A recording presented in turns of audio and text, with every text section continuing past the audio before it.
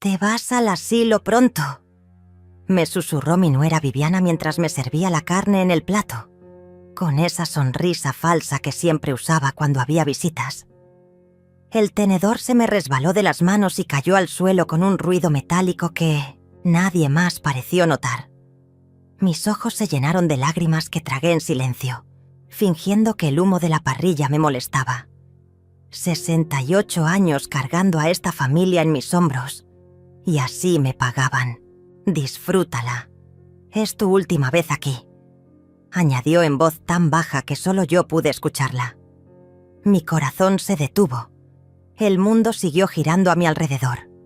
Las risas de los invitados, el chisporroteo de la carne, la música de fondo. Pero yo me había quedado congelada en ese momento cruel. No era una amenaza vacía. Era una sentencia. Todo había comenzado tan normal esa mañana de domingo. Me levanté temprano, como siempre. Preparé el café que tanto le gustaba a Juan, mi hijo, y horneé esas galletas de canela que volvían loco a mi nieto Martín. La casa olía a hogar, a familia, a todo lo que había construido con mis propias manos después de quedarme viuda hace 10 años.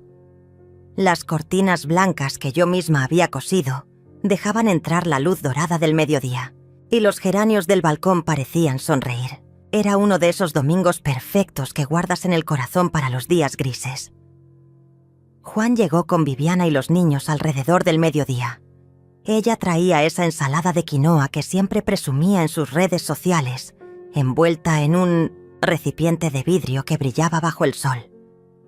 «Para ti, Cecilia», me dijo con esa voz melosa que usaba cuando quería impresionar a alguien. «Sé que cuidas tu salud». Debí haber notado algo raro en su mirada, una chispa extraña que no supe interpretar entonces.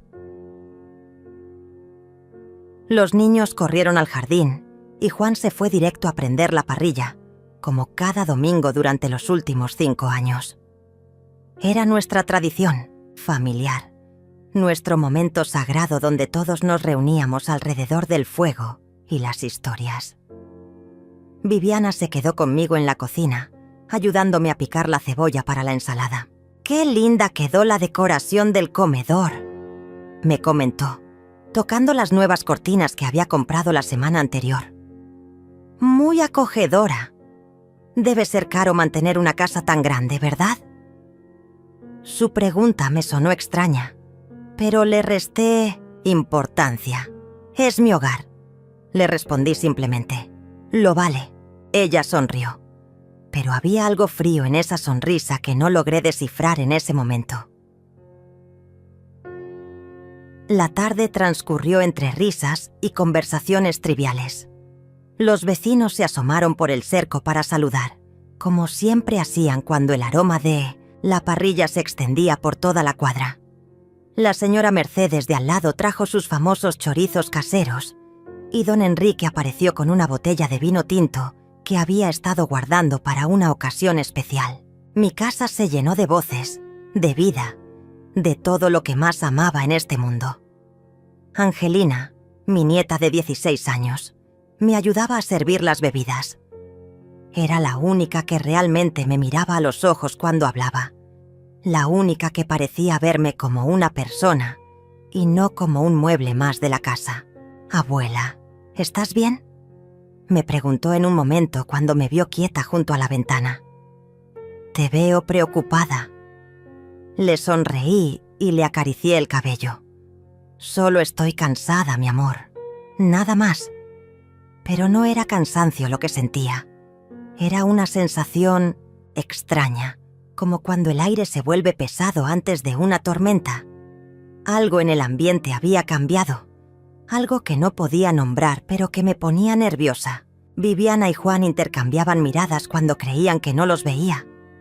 Se susurraban cosas en la cocina que no alcanzaba a escuchar.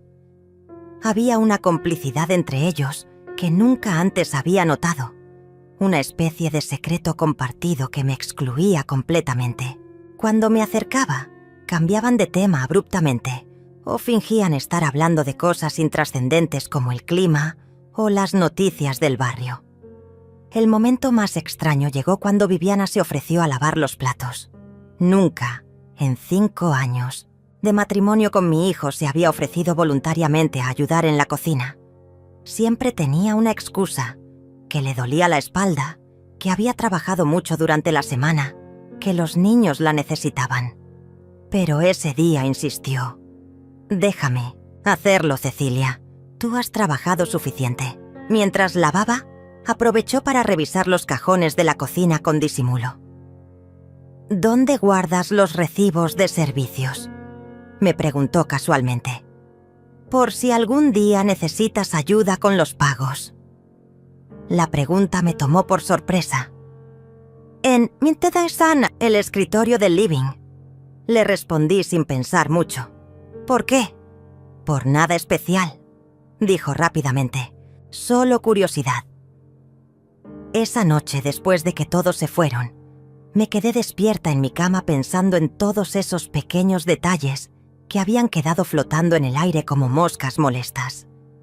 Las preguntas de Viviana sobre los gastos de la casa, las miradas cómplices con Juan, su repentino interés por ayudar en la cocina. Algo no encajaba, pero no sabía qué. Era como armar un rompecabezas sin tener la imagen completa, solo piezas sueltas que no terminaban de formar un sentido.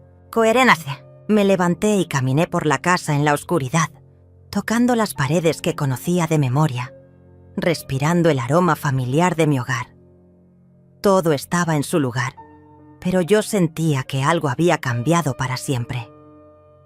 Al día siguiente, Juan me llamó por teléfono más temprano que de costumbre. «¿Cómo amaneciste, mamá?», me preguntó con una voz extrañamente solícita. «Pensé que te habías visto un poco cansada ayer». Le aseguré que estaba perfectamente bien, pero él insistió. «A tu edad hay que cuidarse más. Tal vez deberías hacerte un chequeo médico completo». Sus palabras me cayeron como un balde de agua fría. Sus palabras resonaron en mi mente durante días como un eco perturbador. «A tu edad hay que cuidarse más». Nunca antes Juan había mostrado tanta preocupación por mi salud, y ahora de repente parecía obsesionado con el tema. Al principio, pensé que tal vez era amor filial tardío, esa culpa que a veces sienten los hijos cuando se dan cuenta de que sus padres están envejeciendo. Pero había algo en su tono, en la insistencia, que no me cuadraba. Era como si estuviera siguiendo un guión ya escrito, como si alguien le hubiera dicho exactamente qué decir y cómo decirlo. Los días siguientes fueron una sucesión de llamadas preocupadas. Viviana comenzó a aparecer por casa sin avisar, algo que nunca había hecho antes. «Vine a ver cómo estás», decía siempre con esa sonrisa que no llegaba a los ojos. Se quedaba horas husmeando por todos lados, fingiendo interés en mis plantas, en mis fotografías, en mis libros. Un día la encontré revisando mi escritorio mientras yo preparaba té en la cocina. «Disculpa», dijo sin el menor rastro de pena. «Estaba buscando un papel para apuntar el teléfono del médico que te recomendé». No había pedido ninguna recomendación médica, pero ella ya tenía todo preparado. Nombre, dirección, especialidad. Era un geriatra, por supuesto. La primera señal concreta llegó una semana después. Angelina vino a visitarme después del colegio, como hacía a menudo.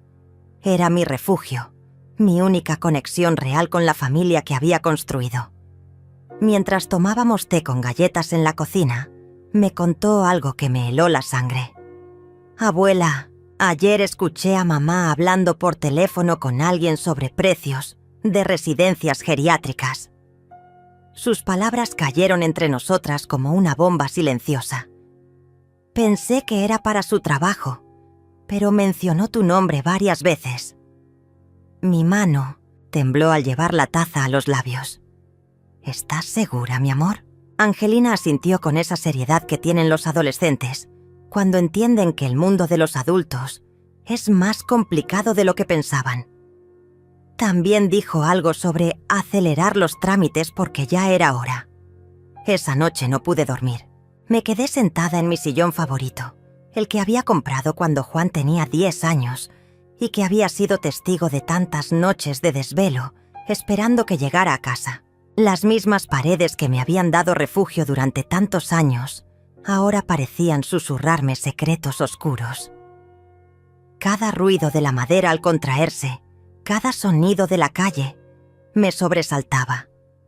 Era como si mi propia casa hubiera empezado a conspirar contra mí. Al amanecer, tomé una decisión que cambiaría todo. Tenía que investigar qué estaba pasando realmente. Comencé por lo más simple: revisar mis propios documentos. Durante años había confiado en Juan para que me ayudara con algunos trámites bancarios, especialmente después de que me rompiera la muñeca el año pasado y me costara escribir. Le había dado poder para algunas gestiones específicas, nada importante, o eso creía yo. Pero cuando revisé mis papeles esa mañana, encontré documentos que no recordaba haber firmado. Autorizaciones para consultas médicas, permisos para obtener información de mis cuentas bancarias, incluso una copia de mi testamento que no tenía por qué estar ahí. Todo estaba prolijamente organizado en una carpeta nueva que no era mía. La revelación más perturbadora llegó cuando decidí revisar las redes sociales de Viviana. Nunca había sido muy activa en Internet, pero Angelina me había enseñado a usar su teléfono para ver Facebook. Lo que encontré me quitó el aliento. Viviana había publicado varias fotos mías de los últimos meses, pero no eran fotos normales. Me había fotografiado en momentos en que yo no me daba cuenta. Cuando me levantaba del sillón con dificultad después de estar mucho tiempo sentada, cuando me quedé dormida viendo televisión, cuando me costó abrir un frasco en la cocina. Todas las fotos estaban acompañadas de comentarios desgarradores sobre lo difícil que se había vuelto cuidarme, sobre su sacrificio diario, sobre lo preocupada que estaba por mi deterioro. Los comentarios de sus amigas eran predecibles. ¡Qué difícil situación! Tienes que pensar en ti también. Tal vez sea hora de considerar otras opciones. Pero lo que más me impactó fue descubrir una publicación de hace 3 días que decía: a veces el amor verdadero significa tomar decisiones difíciles. Mi suegra ha sido como una madre para mí, pero ya no podemos seguir fingiendo que puede vivir sola. Estamos explorando opciones para que reciba la atención profesional que merece. Es desgarrador, pero necesario. La publicación tenía docenas de reacciones de apoyo y comentarios aconsejándole sobre residencias geriátricas y cómo hacer la transición menos traumática. Viviana había construido toda una narrativa pública sobre mi supuesta incapacidad, y yo no tenía idea de que existía. El siguiente paso fue llamar al banco. Con voz temblorosa pedí hablar con mi ejecutiva de cuentas. «Señora Cecilia», me dijo con esa amabilidad profesional que usan cuando tienen malas noticias. «Su hijo estuvo aquí la semana pasada consultando sobre el proceso para obtener poder legal total sobre sus finanzas. Dijo que usted estaba empezando a tener algunos olvidos y que la familia estaba preocupada». Mis piernas se volvieron gelatina. ¿Qué tipo de consultas hizo exactamente? Quería saber qué documentación necesitaba para poder manejar sus cuentas sin su presencia. También preguntó sobre la venta de propiedades y cómo transferir fondos a cuentas de terceros. Colgué el teléfono con las manos temblando. La imagen completa comenzó a formarse en mi mente como una fotografía que se revela lentamente en el cuarto oscuro. No era paranoia, no era mi imaginación. Era real, concreto, documentado. Juan y Viviana habían estado planeando esto durante meses, tal vez años. Habían construido cuidadosamente una historia sobre mi incapacidad. Habían sembrado dudas sobre mi autonomía. Habían preparado el terreno legal y social para justificar lo que venía después.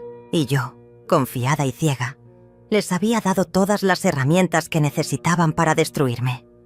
Esa tarde, cuando Viviana apareció con su visita sorpresa habitual, la recibí como siempre. Le ofrecí té, le pregunté por los niños, escuché sus quejas sobre el trabajo. Pero esta vez, cada una de sus palabras tenía un peso diferente. Cuando comentó que la casa era demasiado grande para mí sola, cuando sugirió que tal vez necesitaba ayuda con la limpieza, cuando mencionó casualmente que había visto un documental sobre residencias geriátricas muy modernas y cómodas, yo solo asentía y sonreía. Por dentro, sin embargo, algo había cambiado para siempre. Por dentro, algo se había roto y reconstruido al mismo tiempo. Era como si hubiera despertado de un sueño largo y confuso para encontrarme en una pesadilla muy real. Pero no era el tipo de despertar que te paraliza con miedo. Era el despertar de un animal que descubre que ha estado siendo cazado y decide convertirse en cazador. Esa noche, después de que Viviana se fue con sus falsas sonrisas y sus comentarios envenenados, me senté frente al espejo del dormitorio y me miré realmente por primera vez en años. Vi una mujer de 68 años con arrugas ganadas, honestamente, con manos que habían trabajado toda la vida, con ojos que habían visto demasiado pero que seguían siendo inteligentes. No era la anciana frágil y confundida que ellos querían que fuera. Era Cecilia, la misma que había criado sola a Juan después de enviudar, la que había levantado este hogar con su propio esfuerzo, la que había sobrevivido a pérdidas que habrían destruido a personas más débiles. Al día siguiente comencé mi propia investigación en serio. Si iban a jugar sucio, yo tenía que conocer todas las reglas del juego. Llamé a Enrique, mi vecino jubilado que había trabajado durante 30 años como contador público. «Enrique», le dije con una calma que no sentía, «necesito pedirte un favor muy importante». Le expliqué mi situación sin entrar en detalles dramáticos, solo los hechos fríos y concretos. Su silencio al otro lado de la línea fue elocuente. «Cecilia», me dijo finalmente, «he visto casos así antes. Lo primero que tienes que hacer es proteger tus activos. ¿Tienes todos tus documentos originales en tu poder?» La pregunta me cayó como un rayo. No lo sabía con certeza. Esa tarde, mientras Juan estaba en el trabajo y Viviana llevaba a los niños al colegio, registré mi propia casa como una detective. Encontré cosas que me helaron la sangre. En el cajón de la cocina donde guardaba los documentos de servicios, faltaban las escrituras de la casa. En su lugar había una nota manuscrita con la letra de Juan que decía: «Llevé las escrituras para hacer una consulta legal. Te explico después». La nota no tenía fecha. No recordaba que me hubiera dicho nada sobre ninguna consulta legal.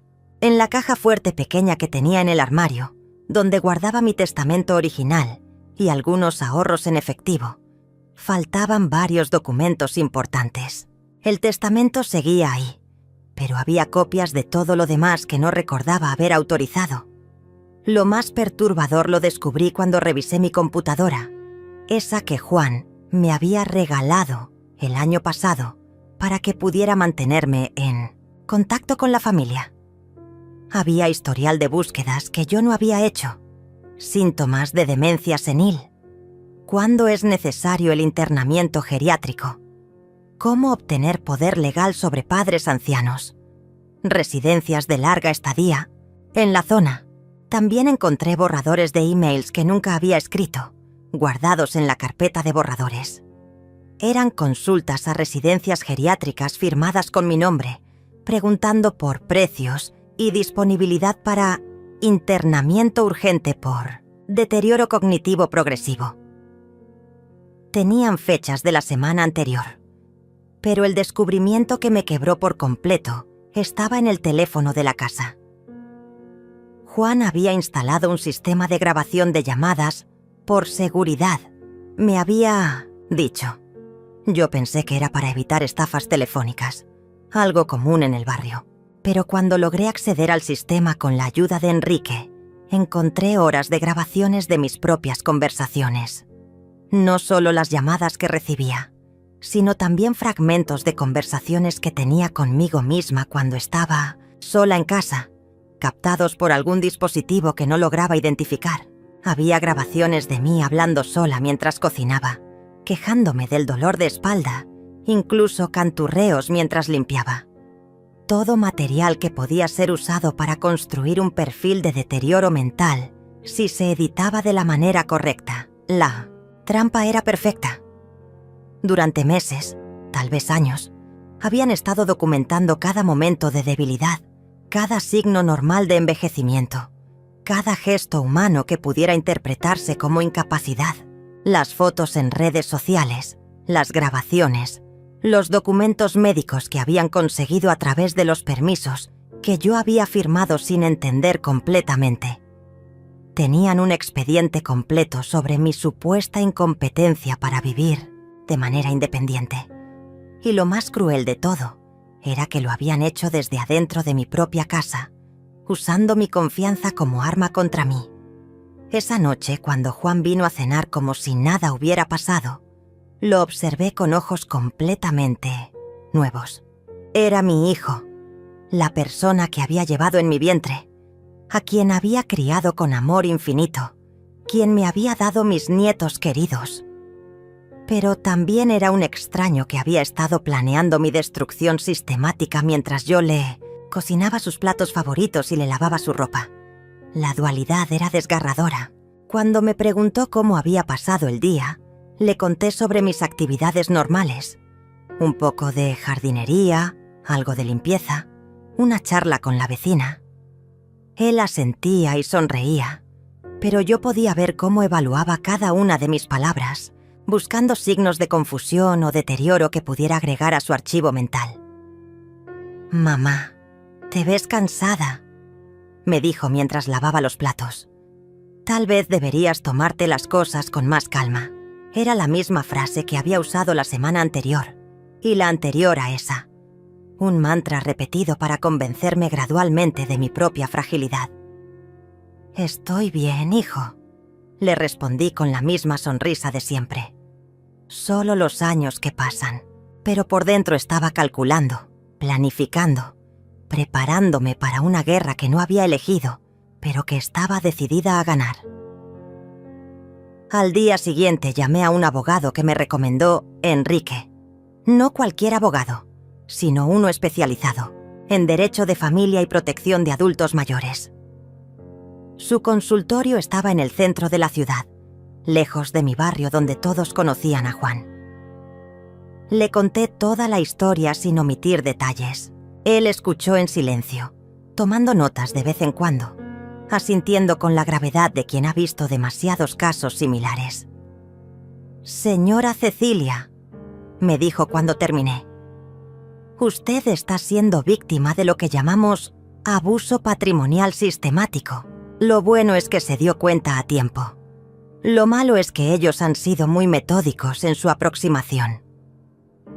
Me explicó que los casos como el mío eran más comunes de lo que la gente imaginaba. Hijos que veían a sus padres como obstáculos para acceder a una herencia, que justificaban sus acciones con preocupaciones falsas sobre la salud o la seguridad. El patrón era siempre el mismo: aislar gradualmente a la víctima, construir una narrativa de incapacidad, obtener poderes legales y finalmente tomar control total de los bienes. «Pero tengo buenas noticias», agregó. «Usted está completamente lúcida. Tiene evidencia de lo que han estado haciendo y aún está a tiempo de protegerse». Sus palabras fueron como un bálsamo para mi alma herida. Sus palabras fueron el combustible que necesitaba para encender el fuego de mi venganza silenciosa. El abogado me dio una lista de acciones inmediatas que debía tomar, pero me advirtió que todo tenía que hacerse con absoluta discreción. «Si ellos sospechan que usted sabe lo que están tramando, van a acelerar sus planes», me explicó mientras organizaba mis documentos en carpetas separadas. «Necesitamos tiempo para construir una defensa sólida y, si es necesario, un contraataque». Me gustó esa palabra. Contraataque. No era solo defenderme, era devolver el golpe con la misma precisión calculada que ellos habían usado contra mí. Lo primero que hice fue cambiar todas mis contraseñas bancarias y revocar cualquier autorización que hubiera dado a Juan para acceder a mis cuentas. El gerente del banco, un hombre mayor que me conocía desde hacía años, me miró con una mezcla de comprensión y tristeza cuando le expliqué la situación. Desafortunadamente, señora Cecilia, estos casos están volviéndose cada vez más frecuentes, me dijo mientras procesaba los cambios. Hijos que ven a sus padres como cuentas bancarias con patas. Sus palabras fueron duras pero honestas. También instalé alertas en todas mis cuentas para que me notificaran cualquier intento de acceso no autorizado. El segundo paso fue más complicado emocionalmente. Tenía que seguir fingiendo normalidad mientras reunía evidencia. Cada día era una actuación perfecta. Cuando Juan llamaba para preguntar cómo estaba, yo respondía con la misma voz de siempre.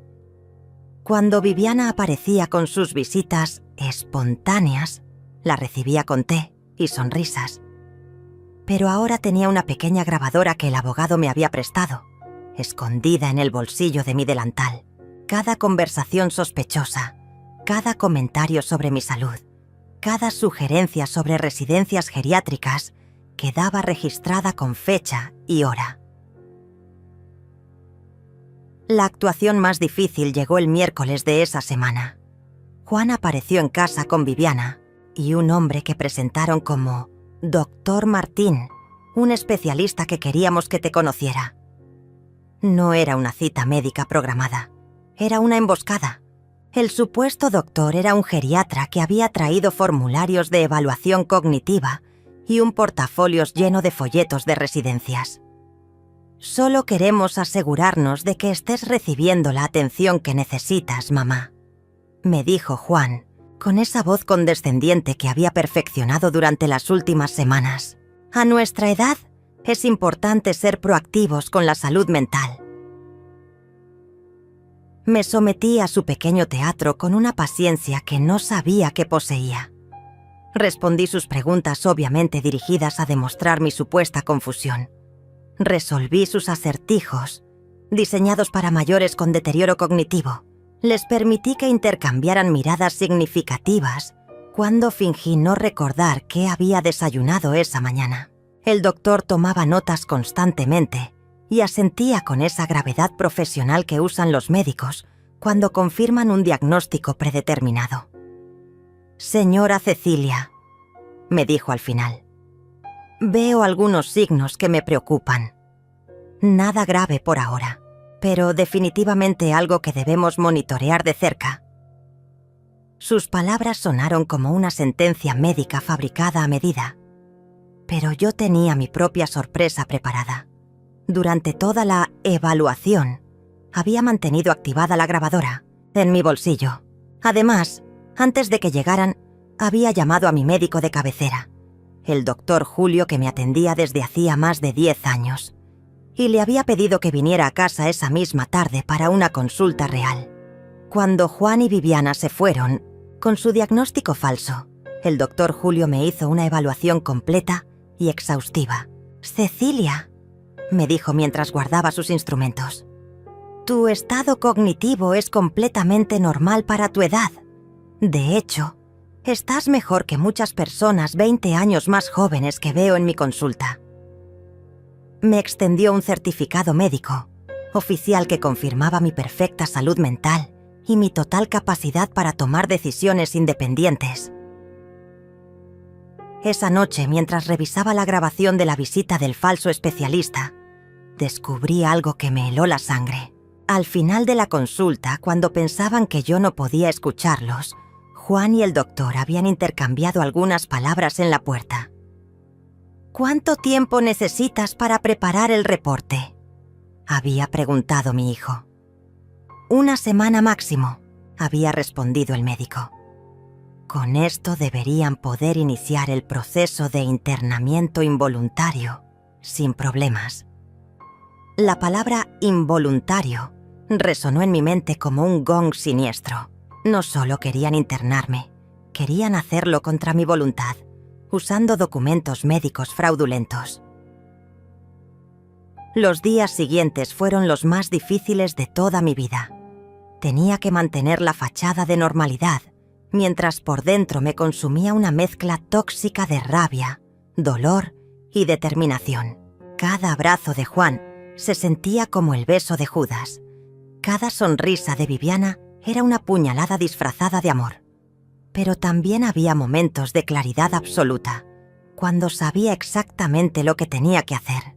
No era solo mi futuro lo que estaba en juego, era mi dignidad, mi autonomía, mi derecho a decidir sobre mi propia vida.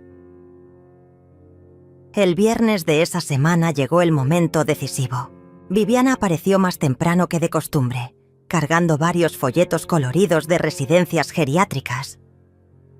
«Cecilia, quería mostrarte algunas opciones que hemos estado investigando», me dijo con esa falsa dulzura que ya no lograba engañarme. «Lugares realmente hermosos donde podrías recibir la atención especializada que necesitas». Los folletos mostraban jardines perfectos, habitaciones luminosas, ancianos sonrientes participando en actividades recreativas. Era el paraíso geriátrico según el marketing, pero yo sabía que detrás de esas imágenes idealizadas se escondía mi prisión. «Mira este», me dijo, señalando un complejo particularmente elegante. «Tiene servicio médico las 24 horas, actividades sociales, hasta un pequeño cine. Sería como vivir en un hotel de lujo». Sus ojos brillaban con un entusiasmo que no lograba ocultar completamente. No era entusiasmo por mi bienestar. Era la emoción de quien ve cerca la meta de una carrera larga y complicada. «Y lo mejor de todo», agregó bajando la voz como si me estuviera contando un secreto especial. «Nosotros nos haríamos cargo de todos los trámites. Tú no tendrías que preocuparte por nada». Le agradecí su preocupación y prometí pensarlo seriamente. Pero esa noche, mientras ella creía que yo estaba considerando mi futuro en cautiverio, yo estaba finalizando los detalles de mi contraataque. Había llegado el momento de demostrarles que la anciana frágil y confundida que habían construido en su imaginación no existía.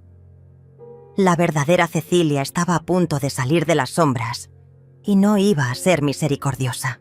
La verdadera Cecilia había estado esperando en silencio, observando, aprendiendo, preparándose para el momento exacto en que tendría que actuar.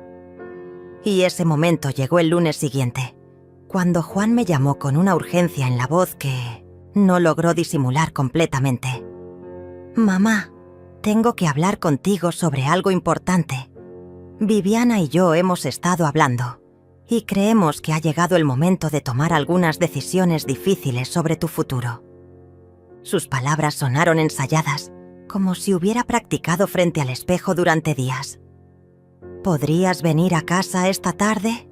Queremos mostrarte algo». No era una invitación, era una citación. Lo supe por el tono, por la forma en que evitó darme detalles, por esa prisa repentina que no había existido durante todas las semanas de preparación gradual. Algo había cambiado en sus planes. Algo los había obligado a acelerar el cronograma. Tal vez el médico corrupto había entregado su informe falso más temprano de lo esperado. O tal vez habían encontrado una plaza disponible en alguna residencia y no querían perder la oportunidad. No importaba la razón específica. Lo que importaba era que había llegado mi momento de jugar mis cartas. «Por supuesto, hijo», le respondí con la voz más dulce que pude fabricar. «¿A qué hora te viene bien?» Coordinamos para las 4 de la tarde, después de que los niños salieran del colegio. Era perfecto. Querían audiencia para su gran revelación. Testigos de mi supuesta gratitud cuando me presentaran su solución generosa para mi problema de salud inexistente. Pero yo tenía mis propios planes para esa reunión, y ninguno de ellos involucraba agradecimiento. Esa mañana hice todas mis preparaciones finales. Primero, una llamada a mi abogado para confirmar que todos los documentos estaban listos y que las transferencias bancarias podrían ejecutarse con una simple llamada telefónica de mi parte. ¿Está segura de que quiere llegar tan lejos, señora Cecilia?, me preguntó una vez más. Una vez que activemos este plan, no hay vuelta atrás. Su preocupación era genuina, pero yo ya había cruzado el punto de no retorno días atrás. Estoy completamente segura, le respondí. Ellos tomaron sus decisiones. Ahora yo tomo las mías. La segunda llamada fue a un tasador de propiedades que me había recomendado Enrique. Necesito una evaluación urgente de mi casa, le expliqué, para una venta inmediata. El hombre podía estar ahí en 2 horas. Perfecto. La tercera y más importante llamada fue a una inmobiliaria especializada en ventas rápidas. ¿Cuánto tiempo necesitarían para cerrar la venta de una propiedad bien ubicada y sin deudas?, pregunté. Si el precio es atractivo y los papeles están en orden, podríamos tener una operación cerrada en 1 semana, me respondieron. Era exactamente lo que necesitaba escuchar. A las 2 de la tarde ya tenía la tasación completa de mi casa y una oferta preliminar de compra que superaba mis expectativas más optimistas. La propiedad que Juan y Viviana consideraban prácticamente suya valía mucho más de lo que habían calculado. Durante décadas, mientras ellos veían una casa vieja que requería mantenimiento, el barrio se había revalorizado silenciosamente. Mi pequeño hogar se había convertido en una inversión millonaria, y ellos no tenían idea. A las 3:30 me dirigí hacia la casa de Juan, con una serenidad que me sorprendió a mí misma. Llevaba en mi cartera todos los documentos que necesitaba: la tasación, la oferta de compra, las grabaciones transcritas de nuestras conversaciones, el certificado médico real y una carta que había escrito durante la madrugada anterior. Era una carta corta pero devastadora, donde explicaba exactamente lo que había descubierto y lo que pensaba hacer al respecto. No era una despedida dramática ni un reclamo emocional. Era un documento frío, factual, definitivo.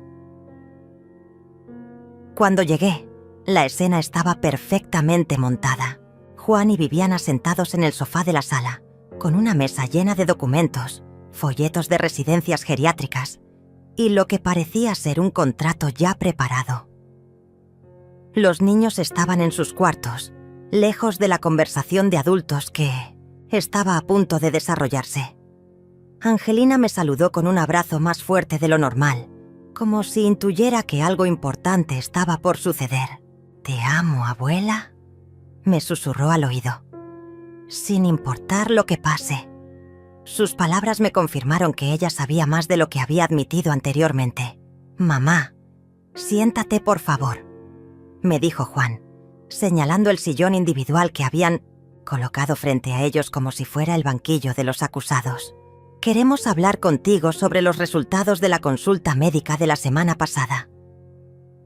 Viviana tenía en sus manos lo que claramente era el informe falsificado del supuesto especialista. Sus ojos brillaban con una mezcla de triunfo anticipado y falsa compasión.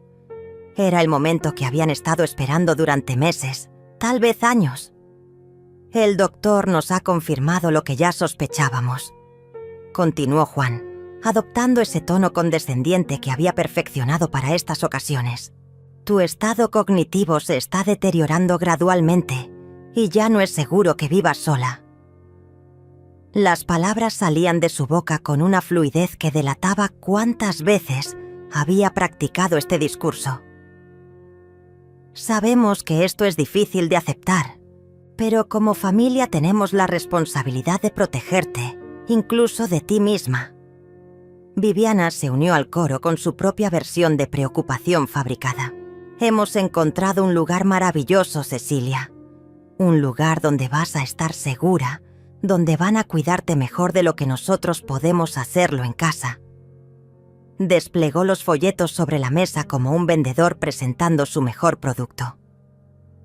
«Mira, qué jardines tan hermosos, qué habitaciones tan cómodas.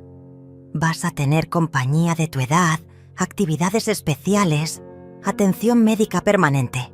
Los escuché en silencio, asintiendo de vez en cuando, fingiendo absorber la información como la anciana confundida que esperaban que fuera. Pero por dentro estaba contando los segundos, esperando el momento perfecto para detonar la bomba que había estado preparando durante semanas. Cuando Juan sacó los papeles de autorización para el internamiento y me tendió una pluma, supe que había llegado mi momento.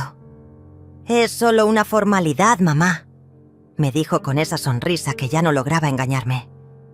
«Para que podamos hacer todos los trámites sin molestarte con detalles burocráticos». El documento que me ponía frente a los ojos era mi sentencia de muerte civil. Autorización para internamiento geriátrico voluntario, transferencia de poder legal completo y una cláusula que les permitía vender mi casa para costear los gastos médicos necesarios. Tomé la pluma entre mis dedos temblorosos y la acerqué al papel. Juan y Viviana se inclinaron hacia adelante, conteniendo la respiración. Era el momento de su victoria final, el momento en que la anciana estúpida firmaría su propia condena. Pero, en lugar de poner mi nombre en la línea punteada, dejé caer la pluma y levanté la vista hacia ellos con una sonrisa que ninguno de los dos esperaba ver. «¿Saben qué?», les dije con una voz que ya no temblaba. «Tengo una propuesta mejor». La expresión en sus rostros fue un poema de confusión y alarma que nunca olvidaré. Juan dejó de sonreír como si alguien hubiera apagado un interruptor, y Viviana se enderezó en el sofá con esa rigidez que adoptan las personas cuando sienten que el terreno se mueve bajo sus pies. «¿Una propuesta?», preguntó mi hijo con una voz que intentaba mantener el control, pero que ya delataba nerviosismo. «Mamá, no entiendo. Solo necesitamos que firmes estos papeles para poder ayudarte mejor». Saqué mi cartera lentamente, como si fuera una anciana que busca sus anteojos para leer mejor. Pero en lugar de anteojos, extraje la grabadora pequeña que había estado usando durante las últimas semanas. La coloqué sobre la mesa, entre los folletos de residencias geriátricas y los documentos fraudulentos, como si fuera el centro de un altar macabro. Antes de hacer cualquier propuesta, les dije con una calma que me sorprendió a mí misma: «Me gustaría que escucháramos juntos algunas conversaciones interesantes que he estado grabando». El silencio que siguió fue tan denso que parecía tener peso físico. Viviana fue la primera en reaccionar, con esa risa nerviosa que usan las personas cuando no saben si lo que están viendo es real o una pesadilla. «¿Grabaciones? Mamá, ¿de qué estás hablando?». Pero Juan había palidecido hasta un tono grisáceo que no le había visto desde que era niño y lo pescaba haciendo travesuras. Él sabía exactamente de qué estaba hablando. Presioné el botón de reproducción y sus propias voces llenaron la sala como fantasmas acusadores. Primero, la conversación donde Viviana le explicaba a una amiga por teléfono sobre los precios de las residencias geriátricas y mencionaba mi nombre. Después, el intercambio entre Juan y el médico corrupto sobre el tiempo necesario para preparar un reporte falso. Luego, fragmentos de sus conversaciones susurradas en mi cocina, cuando creían que yo no podía escucharlos, hablando sobre acelerar los trámites porque ya era hora de que la vieja se hiciera a un lado. Con cada fragmento que sonaba, el color se desvanecía más de sus rostros. Viviana intentó levantarse del sofá, pero Juan la detuvo con una mano temblorosa. «Cecilia», dijo mi hijo con una voz que intentaba sonar conciliadora, pero que se quebraba en cada palabra. «Esto es un malentendido. Nosotros solo queríamos lo mejor para ti». Sus ojos saltaban nerviosamente entre la grabadora y mi cara, buscando algún signo de la anciana confundida que esperaba encontrar. Pero esa mujer había muerto durante las últimas semanas, y en su lugar había nacido alguien mucho más peligrosa. ¿Un malentendido?, repetí, sacando ahora el certificado médico del Dr. Julio. ¿También es un malentendido que trajeron a un médico corrupto a mi casa para que me diagnosticara demencia inexistente? ¿O que han estado accediendo a mis cuentas bancarias sin autorización? ¿O que planean internarme involuntariamente usando documentos falsificados? Cada pregunta caía sobre ellos como una piedra, y yo podía ver cómo se desmoronaba su castillo de mentiras cuidadosamente construido. Viviana intentó una última jugada desesperada. Se inclinó hacia mí con lágrimas que parecían auténticas brotando de sus ojos. «Cecilia, por favor, tienes que entender. Estamos preocupados por ti. A veces dices cosas extrañas. Te olvidas de cosas importantes. Solo queremos que estés segura». Era una actuación convincente, llena de dolor maternal falso y preocupación fabricada. Pero yo había aprendido a reconocer el teatro cuando lo veía. ¿Como cuando me olvidé de que ustedes habían copiado las llaves de mi casa? Le pregunté, sacando ahora un juego de llaves que había encontrado en el bolso de Viviana durante una de sus visitas. ¿O cuando me olvidé de que habían instalado dispositivos de grabación en mi teléfono? ¿O cuando me olvidé de autorizar que accedieran a mis historiales médicos y financieros? Las llaves tintinearon sobre la mesa como pequeñas campanas de funeral. Juan hizo un último intento de recuperar el control de la situación. Se inclinó hacia adelante con esa autoridad paternal que había usado toda mi vida para hacerme sentir pequeña. «Mamá, estás confundida. Estás tomando decisiones emocionales basadas en malentendidos. Por eso mismo necesitas ayuda profesional». Su voz tenía esa cadencia hipnótica que usan los manipuladores cuando sienten que están perdiendo terreno. «Nosotros somos tu familia. Jamás haríamos algo para lastimarte». Esa fue la gota que colmó el vaso. Me levanté del sillón con una energía que no había sentido en años y los miré desde arriba como la matriarca que siempre había sido, pero que había olvidado ser. «Familia». Repetí la palabra como si fuera veneno en mi boca. ¿Llaman familia a esto? ¿A conspirar para robarme mi casa, mi dinero, mi dignidad?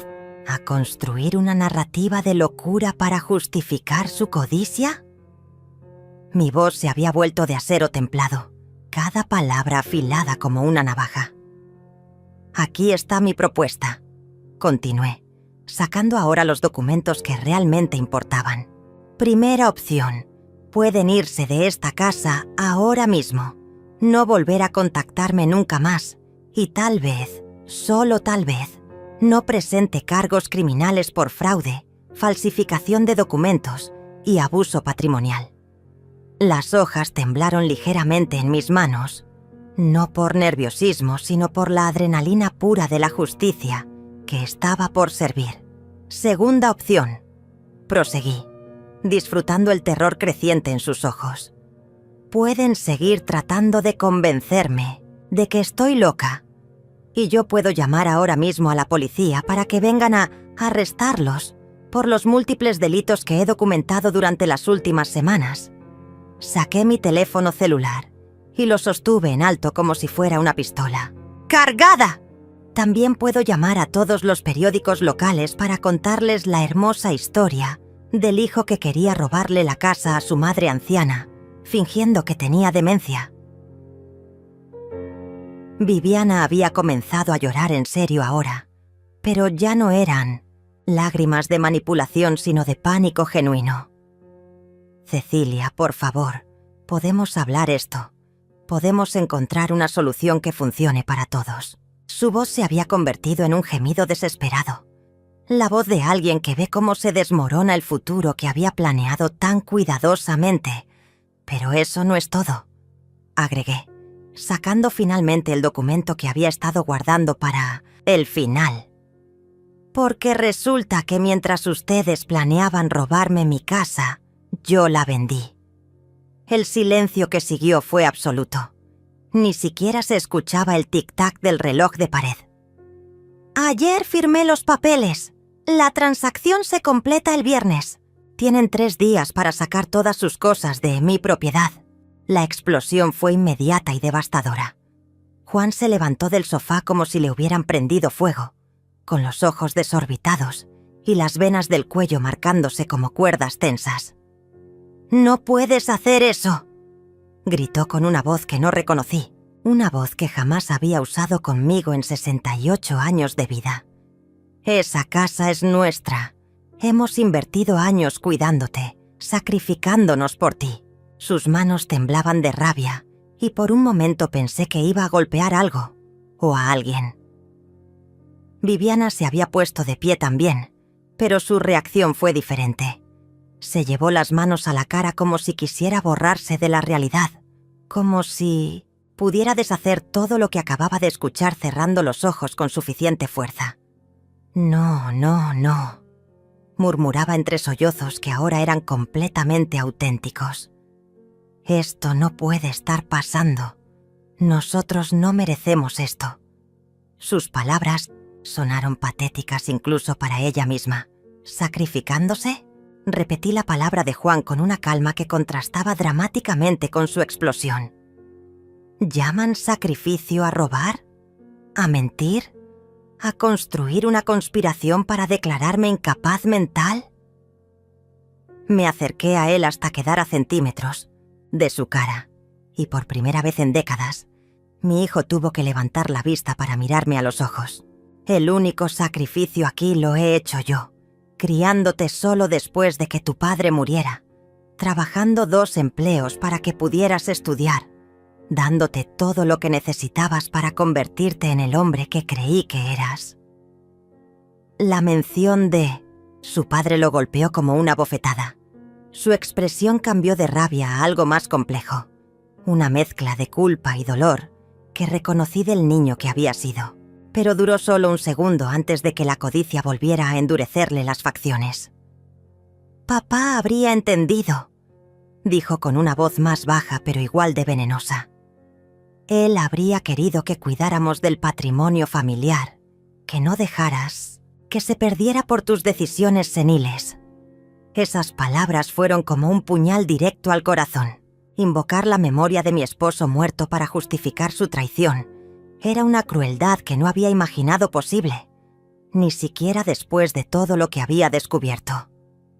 «Tu padre», le dije con una voz que empezó susurrando pero fue creciendo, hasta convertirse en un rugido. «Tu padre se estaría revolcando en su tumba si supiera en qué clase de persona te convertiste. Él trabajó hasta el último día de su vida para construir esta familia, para darnos este hogar, y tú lo único que sabes hacer es destruir». Viviana intentó intervenir con una última jugada desesperada. Se acercó a mí con los brazos extendidos, como si fuera a abrazarme, con esa expresión de súplica que había perfeccionado durante años de manipulación emocional. «Cecilia, somos familia. Los errores se pueden perdonar. Podemos empezar de nuevo. Podemos reconstruir la confianza». Sus palabras goteaban falsedad, pero había una desesperación genuina detrás de ellas que me resultaba casi patética. ¿Familia?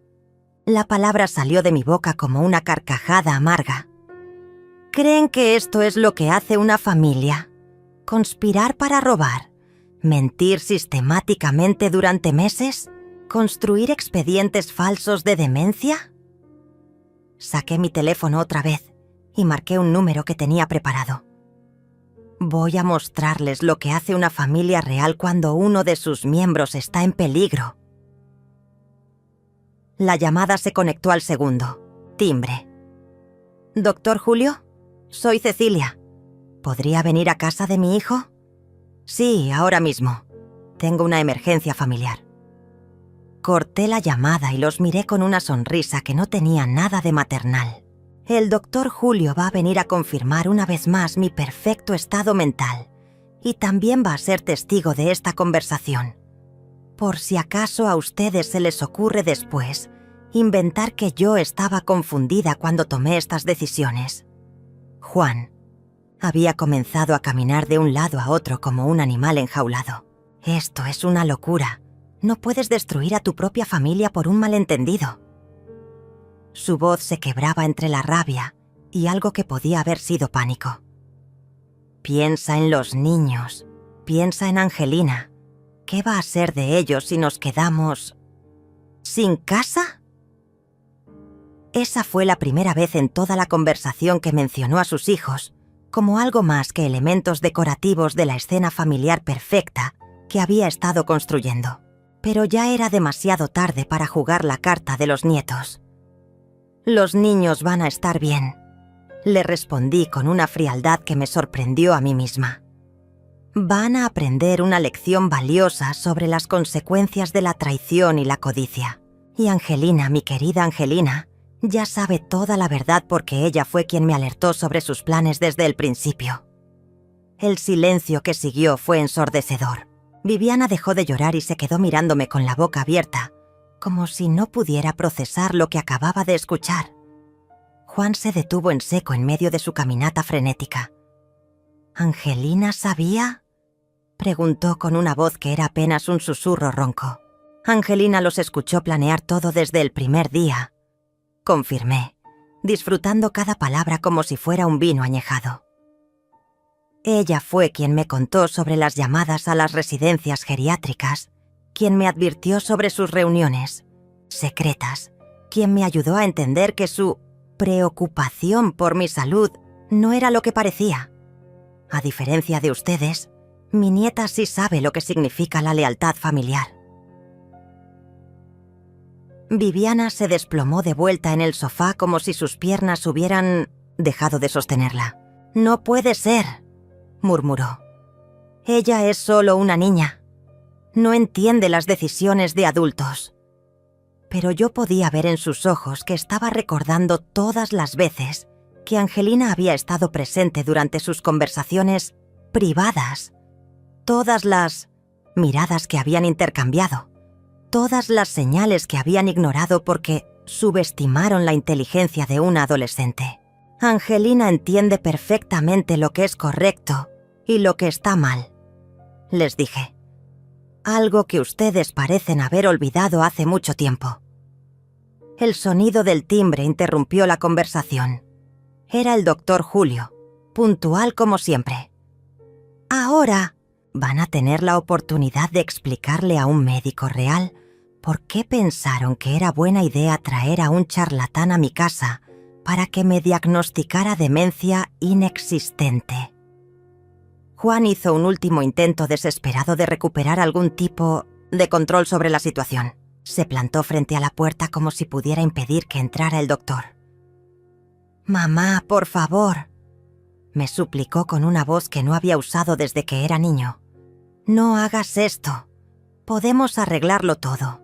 Podemos olvidar que esto pasó y empezar de nuevo». Pero era demasiado tarde para súplicas. El momento para la misericordia había pasado cuando decidieron tratarme como a una enemiga en lugar de como a la matriarca que los había criado. Abrí la puerta y recibí al doctor Julio con la sonrisa más genuina que había tenido en semanas. Era un hombre mayor, de esos médicos de la vieja escuela que todavía creen en las visitas a domicilio y en conocer realmente a sus pacientes. «Cecilia», me dijo con esa voz calmada que había consolado a mi familia durante tantos años. «Todo está bien. Sonabas preocupada por teléfono». Sus ojos inmediatamente captaron la tensión en el ambiente, la postura defensiva de Juan, las lágrimas en los ojos de Viviana. «Doctor, me alegra que haya venido tan rápido», le dije conduciéndolo hacia la sala donde mis queridos familiares esperaban como criminales ante un juez. Quería que fuera testigo de una conversación muy importante sobre mi salud mental. El doctor Julio conocía a Juan desde que era adolescente. Había atendido a toda la familia durante décadas.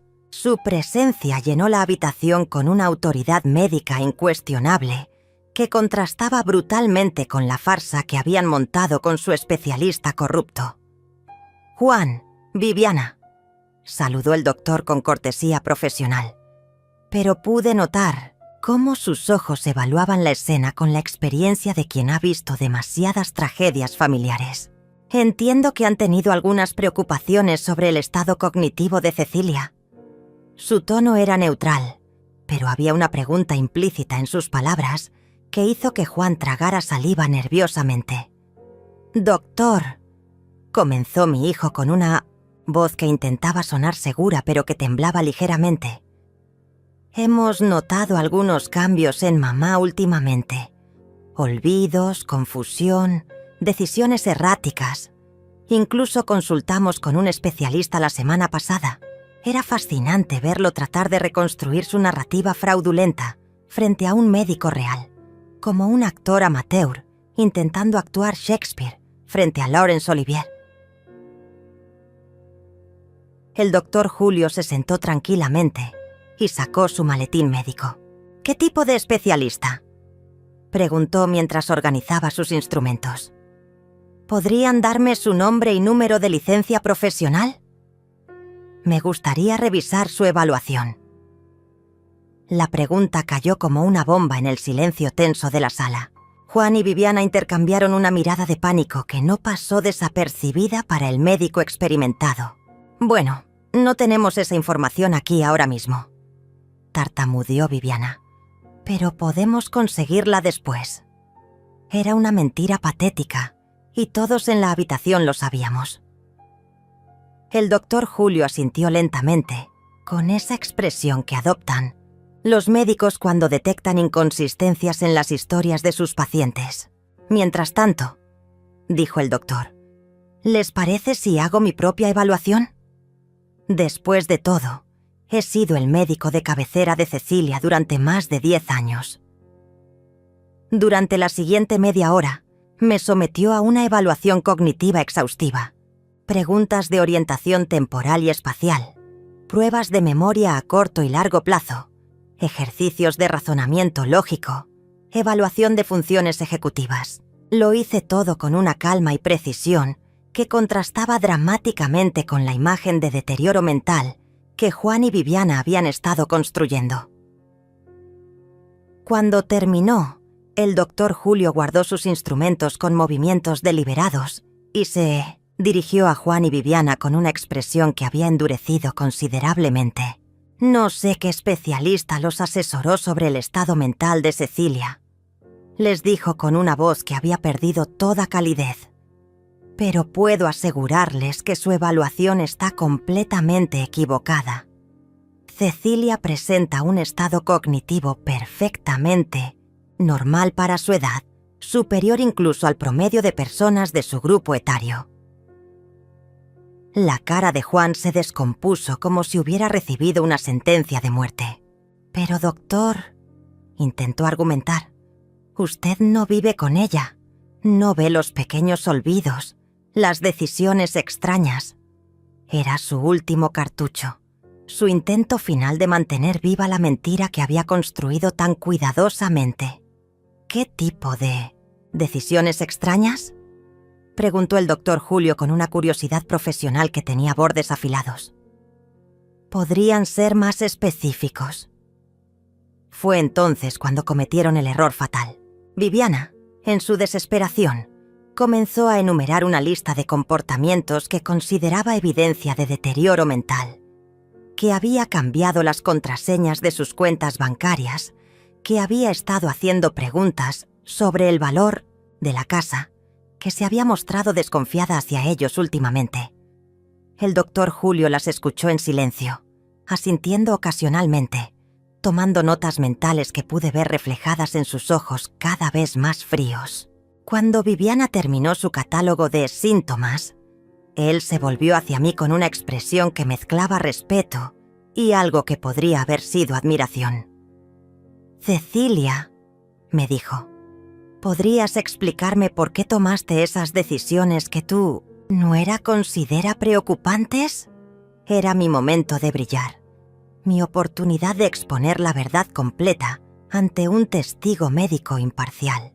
«Doctor», comencé con una voz clara y firme, «cambié las contraseñas de mis cuentas bancarias porque descubrí que Juan había estado accediendo a ellas sin mi autorización. Pregunté sobre el valor de mi casa porque sospechaba que estaban planeando venderla sin mi consentimiento. Y me volví desconfiada porque encontré evidencia de que habían estado construyendo un expediente falso sobre mi supuesto deterioro mental para justificar internarme involuntariamente en una residencia geriátrica. El silencio que siguió fue absoluto. El doctor Julio miró a Juan y Viviana con una expresión que había pasado de la curiosidad profesional a algo mucho más oscuro. ¿Es esto cierto?, preguntó con una voz que cortaba el aire como una navaja. ¿Han estado planeando internar a Cecilia contra su voluntad basándose en una evaluación médica fraudulenta? Juan intentó negar todo, pero su voz se quebraba con cada palabra. Doctor, usted no entiende. Nosotros solo queríamos protegerla. Ella no puede seguir viviendo sola. Es peligroso. Pero sus argumentos sonaban huecos incluso para él mismo. El doctor Julio había sido testigo de la evaluación más exhaustiva. Había confirmado mi competencia mental completa. Lo que entiendo, dijo el doctor con una autoridad que llenó toda la habitación, es que están describiendo lo que en medicina legal llamamos abuso patrimonial hacia adultos mayores. Lo que entiendo es que han intentado usar mi profesión para validar una mentira diseñada para despojar a una mujer competente de su autonomía y sus bienes. Sus palabras cayeron sobre Juan y Viviana como una sentencia judicial.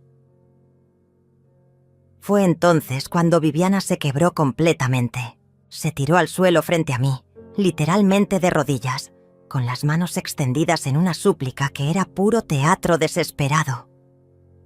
Cecilia, por favor, perdónanos. Cometimos errores, pero podemos enmendarlos. No destroces a la familia por esto. Piensa en los niños. Piensa en todos los años buenos que hemos tenido juntos. Sus lágrimas empapaban la alfombra, pero ya no me movían. Era demasiado tarde para arrepentimientos. Los años buenos terminaron el día que decidieron traicionarme. Le respondí sin moverme de mi lugar.